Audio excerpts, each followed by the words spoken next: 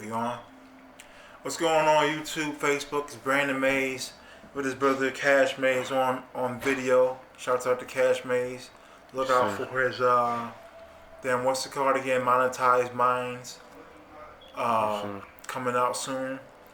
I'm here with my friend, Little Dookie Duke. Hello, hello. And I'm back on it. So we talking about mental health, my mental health journey now, and young trauma and trauma on your culture and your people, planting a bad seed in your mind. Generations later, we're talking about family trauma, the trauma of the average. This is beyond average. This is like 99.9% of black families I know have been through what I've been through. This is bullying, classic bullying. I've seen a 12-year-old on YouTube who said he felt suicidal because of the bullying he was going through. So bullying needs to be addressed. So I'm addressing bullying. I'm talking about how bullying and affects the mind. So I don't know where I left off. I'm just gonna go off on a tangent and start where I'm at. So the dynamic between me and my dad. So this is in the early years. Now my dad loved me. I want you to get a clear picture of this. My dad loved me and my brothers. He just fell out of love with his queen, Cynthia Mays, my mom. He fell out of love with her. And I question, did he ever love her to begin with? Because knowing how I am, the first love I had, the one person that would have possibly been my baby mama, I know how I treated her. I know how I kept breaking up with her. I know how I kept cheating on her. I know how I kept lying to her. And I know how I kept coming back apologizing and saying how much I loved her. So I question if when he met my mom when he was young, was he looking at her friends and wanted one of the friends instead? The friends rejected him and he got my mom instead. Because in my own story, that is my story. The one girl who I wanted the friend. That happened to me on multiple occasions. I wanted the friend, I get the other friend. I want that one, I get this one. So let's talk about the love aspect of mental illness. Most African Americans, let's not even say American, most Africans, yes, we are Africans, most children, and let's speak on all races because I'm not a racist, most human beings have not been loved the way they need to be loved. In most cases, in every race and every culture you go into, the parents love their children based upon the way their parents or lack of parents or foster parents or slave owners raised them. What you don't realize is every generation is different from you. Your child is years and light years different from you. You can't raise your child the way your dad raised you. You can't raise your child the way your mom raised you because your child lives in 2020. Your dad and them were raised in the 60s and 70s. So everything is different. The whole world is different now. So take into account that the seeds you're planting. Take into account that everything you do affects somebody around you. You don't know who you're affecting. There's somebody in China right now I'm talking to that I don't know. The person you identify with the most is somebody you never met yet. And that's a guarantee. But let's get back into the trauma. So, being lightweight molested, seeing my mom get beat, being psychologically, verbally abused by my dad, being called a pussy, being called a punk, for not getting my homework right, for being called stupid not stupid, but being called slow or weak for not being able to get a good grade or make that next lift on that pull-up bar. I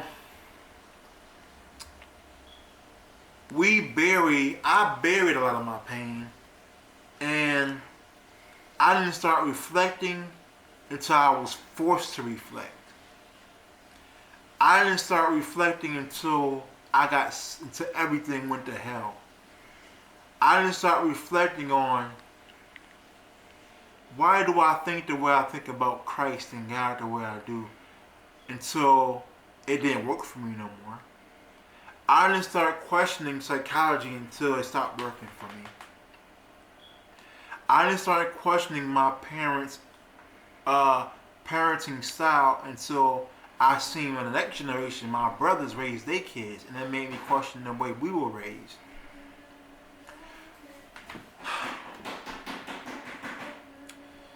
Unfortunately, man, I'm going to talk about love for a little bit. Love is very difficult. I'm not going to claim it's easy. In most cases, the person that loves you the most, I can't even say that, but in my life, the person who loved me the most was my mother. So when you look at the dynamic of raising a child, you need the father and the mother. When your mother becomes the father and the mother, it does something to the male. It affects the king nature of the male. You're not as masculine. You cannot be as masculine as you could have been had your dad been in your life. You're missing a key element. You don't know what male nurture is. Your dad didn't hug you. Your dad didn't tell you he loved you till you were 27 years old.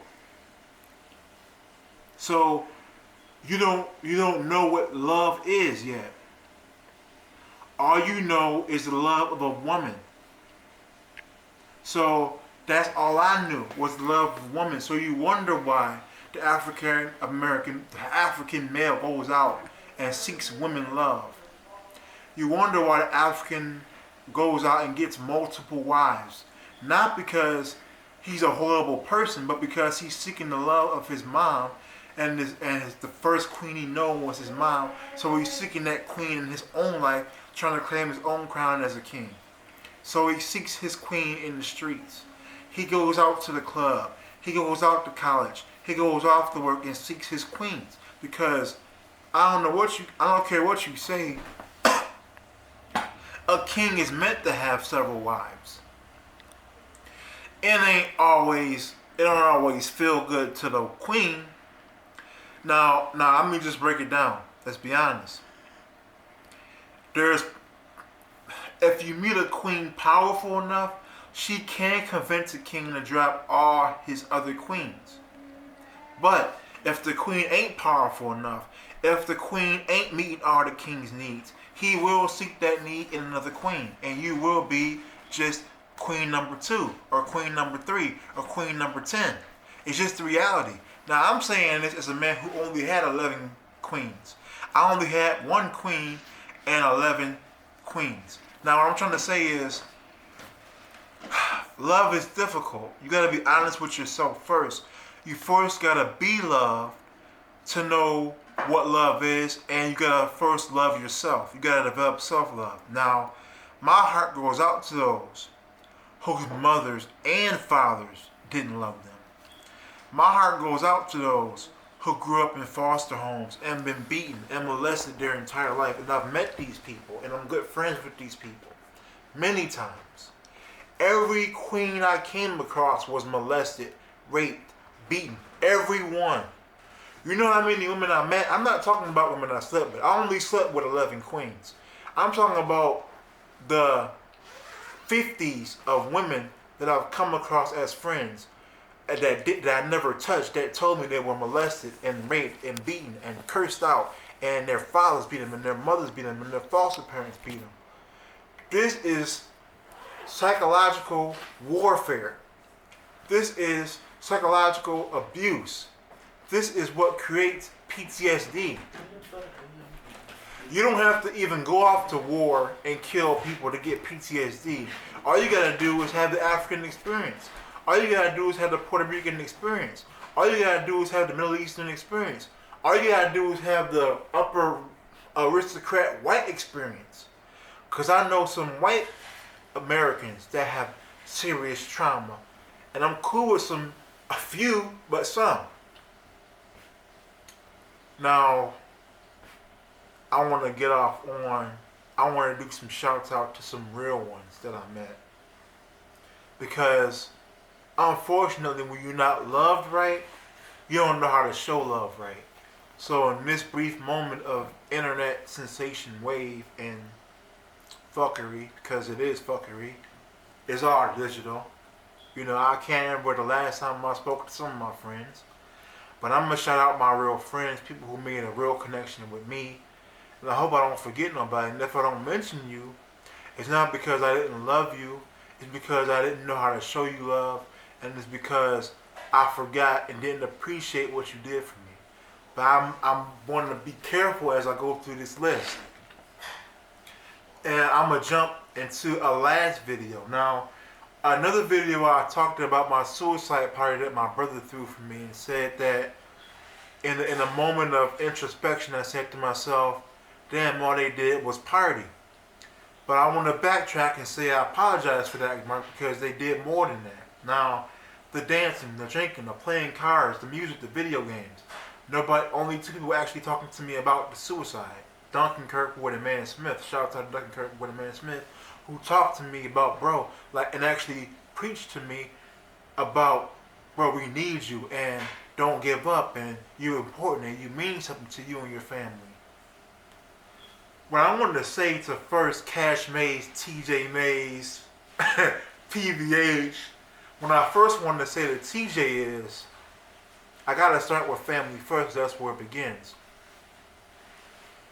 My brother TJ is now 30 years old. Damn, I'm about to go off on a mean tangent right now. Coming up with TJ was delightful. Me and TJ was my best friend. Me and TJ Mom would say, okay boys, I want y'all to do the laundry. I'm going off to work and I'm getting off at work in 8 hours. And when I come home, I want this laundry to be done. Mom would be nice, not knowing, me looking back, she already did most of the loads for us. There's only 3 loads left to do. We got 8 hours to do 3 loads of laundry. So, me and TJ are playing basketball with the socks in the hamper. We playing football with the drawers. We wrestling. And in the last hour, we tried to do 3 loads of laundry. That's a good memory. When the last time you thought about that, T? You can speak in the camera. When the last time you thought about that memory? That's the first time. Cause so much shit happened to you as an adult. Yeah. You almost black out the good times in your childhood. Cause you go through so much bullshit. But there were a lot of great times. Yeah, that's a fact. Another note. Now, I want to talk to PBH for a minute. I know y'all don't know me like that. Some of y'all know me. But y'all really don't know me. But you know me through TJ. So, this goes out to Terrell and Terrence Leslie and Manny Smith and all the rest of y'all boys who I don't really know like that, but who y'all know Cash Mays. Now, coming up, you may not believe this, but I was strong as a kid. And I used to train my brother. And we used to have a game called School. I don't know what we called it, but I used to make up all these characters, and TJ would make up characters. And at one point, TJ made up this persona called Socks and Taco. Socks and Taco, right? Socks and Taco were some hard rocks. They was hard. So, on one occasion, I said, bro, we're going to train. So, I'm just jabbing him lightly and all that. TJ, aka Cash Maze, is like, let's go to the next level. Hit me harder. So I'm hitting him harder. Now I'm a lot bigger than TJ when we were younger. Like I'm taller than him. I got a 6-pack. TJ is short, chubby. You know? So I'm hitting him harder and harder, right? Then he says, go harder. So I grab a broomstick and I'm hitting him with the broomstick. And he's fighting me back. And I'm like, wow, and he's getting strong. So that wild boy you see in the streets today come from years ago when he was like 10 years old, getting his ass whipped by his big brother, you know, on some game shit that he wanted. So he created this persona. I don't even know if you remember this, Socks and Taco. And we will play these games where we'll get into fights and we'll fake fight, fake shadow box and all that. And I'm glad that TJ kept his warrior nature and soldier nature because it's important as a man. And I've talked to women, unfortunately, y'all women don't quite understand this about men. But you do love it, but you don't understand how deep it go. But you love to see it. Like, you don't know why you like The Rock. You don't know why you're attracted to 50 Cent. You don't know why you like Vin Diesel, like their muscles popping out. You don't know why you like Idris Elba.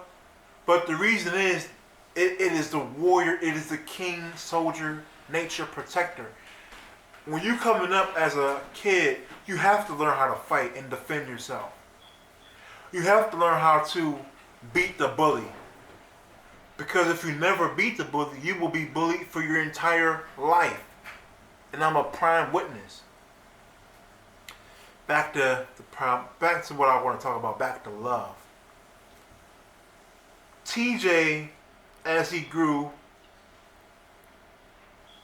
was always a very loving human being. He always looked out for his friends and family. And the moment that he embraced manhood, he gave my mom rides back and forth to the hospital. He came out of his pocketbook for his older brother many times. There's been many times I didn't have a job and didn't have food stamps at SSI, and TJ would buy me dinner. And there's been many times that I didn't have any clothes and I had to borrow TJ's gear because you know how fly Cash Maze is. I had to go in this closet to get some gear out. I'm wearing this hat right now. This is Cash Maze apparel. So I'm telling you right now that if you know Cash Maze, stick with him. He a good dude. If you know TJ, I'm lucky to know the boy, the man now. You know, I consider him my big brother now. He my little big bro. I always big bro, but he my little big bro. Because I seen him do things that I couldn't do. I seen him reach heights of maturity that I couldn't reach. He raising the whole son now. His son is 10 years old. His son Trey is 10 years old. And I seen my brother do stuff that my dad didn't do for us. I seen my brother hug my nephew. I seen my brother hold my nephew all night when he was crying when he was only a month old. I seen my brother feed my nephew with milk. I seen my brother work at the airport, work at the factories for years and years to take care of him and his family. I seen my brother embrace a daughter that wasn't his for years and take care of her. And his kids loved him. I seen how he was a good with his children. And she's still his daughter to me. But in a way, it's just, it's that it goes back to, I'm just talking about love. So I think I've been wealthy in many ways, more wealthy in the ways than my brothers, because I receive love on a whole different level. You know, sometimes you don't realize it, but when you're going through a lot, you hurting and you in your own feelings, you don't realize what people are doing for you. But my brother was always there for me. You know, so back to the suicidal party. So TJ, I want to shout out Dietrich Quinney. She came. Now, I've known Lucius my whole life, but she's like from TJ and them generation. She's only 3 years younger than me, but we don't talk like that. But Deatrice came. Shout out to Deatrice. I've told her in a message that if she ever needs to talk, she can talk to me. You know, she got her own people, but you know, like if we ever cross paths again, we always gonna be into this life.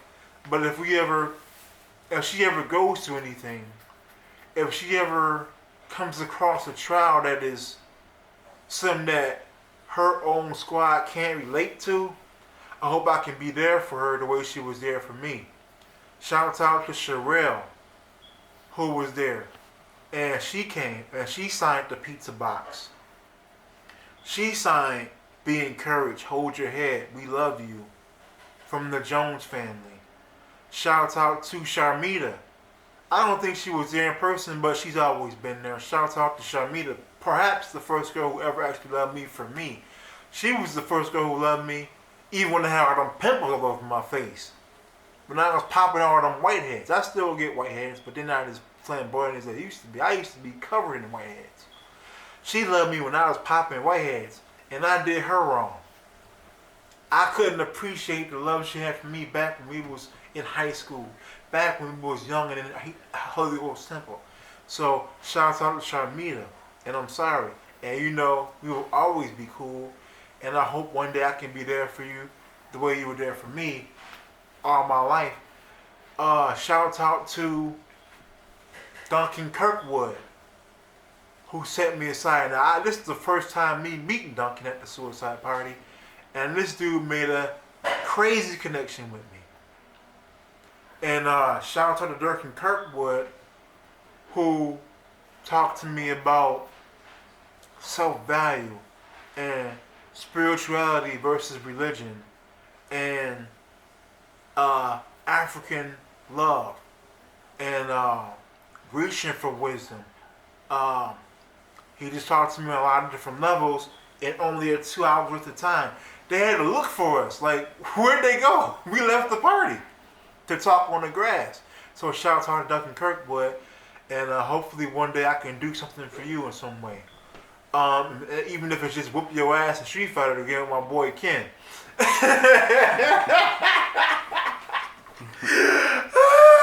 Yeah, I had to stick you real quick because you were talking hella garbage in Street Fighter.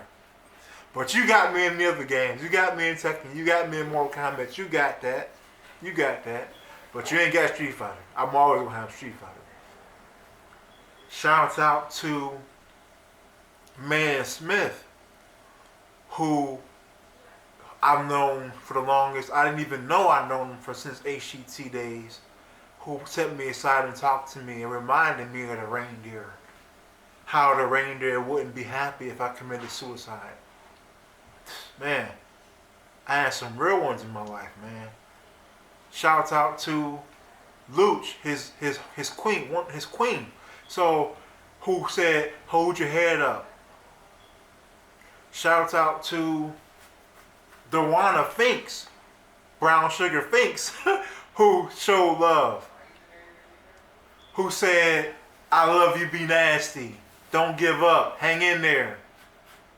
Shout out to Alicia Rogers, a.k.a. Griselda Bugged Out, who said, hold your crown, king. And who supported me in a number of different ways. Who is still in my life.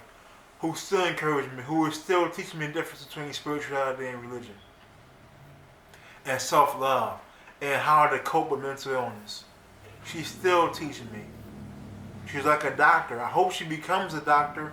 And Alicia, I don't know if you'll watch this, but I hope you actually do become a doctor, because if you do achieve that, and I know you can because you get a 4.0, you think it's easy. You said it was easy because you made sure that all you did was take care of your daughter and go to school. But getting a 4.0 for a boy who's been in college for 5 years is not easy. Getting a 4.0 is hella hard. I don't care how smart you is. That shit is difficult, and you did it. So I want to encourage Alicia Rogers. She's a real one. Shout out to my boy Meech Quinney. Meech was there. Meech supported. Meech always been there, and I love Meech. My respect for Meech rose when he started visiting me in the psych wards. My respect, matter of fact, my respect for Meech rose when he came back home. And I seen the difference in the maturity level. And when I started talking to him, I said, damn, Meech, where did this wisdom come from? I didn't know you was that wise. I'm like, where did this wisdom come from? And that's the beauty of love, man. Like, if you got love in your life, you rich, man. You wealthy. Let me just give out my shouts out. Who else? Damn, Cash. What's the dude name that you work with?